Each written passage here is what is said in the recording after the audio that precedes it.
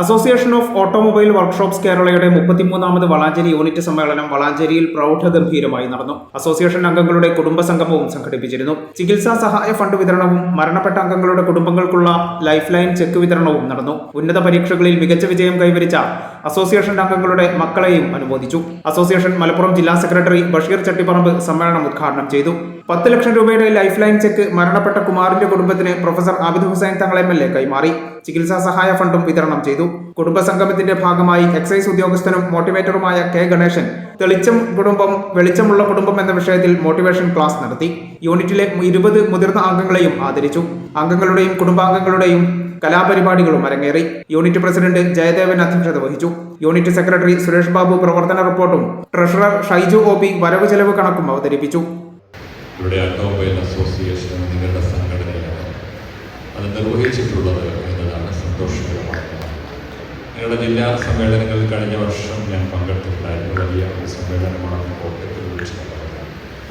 ഇവിടെ ഇപ്പം ഈ ഹാൾ തന്നെ നിറഞ്ഞിരിക്കുന്ന ഒരു യൂണിറ്റ് സമ്മേളനം തന്നെ. അപ്പോൾ അതിൻ്റെ സംഘടിതമായ സ്വഭാവത്തെ വളരെ വിപുലമാക്കാൻ നിങ്ങൾക്ക് കഴിഞ്ഞിട്ടുണ്ട് എന്നാണ് ഇത് തെളിയിക്കുന്നത്. ഈ കുടുംബസംഗമം ഞാൻ സൂചിപ്പിച്ചതുപോലെ ജോലിയിലുണ്ടാകുന്ന ഗുണം അനുഭവിക്കുക എന്നതോടൊപ്പം തന്നെ കുടുംബാംഗങ്ങളെ ഒന്നിച്ചു കൂടി സഹകരിപ്പിക്കുക എന്നതും സൗഹാർദ്ദപരമായ അന്തരീക്ഷം ഉണ്ടാക്കുക എന്നതും ഇതിന്റെ ഭാഗമായി നടക്കുകയാണ്. ഈ ചാനൽ ന്യൂസ് വളാഞ്ചേരി. 15 വർഷങ്ങളായി ഈ തിളക്കം നമ്മെ ഭ്രമിപ്പിക്കുന്നു.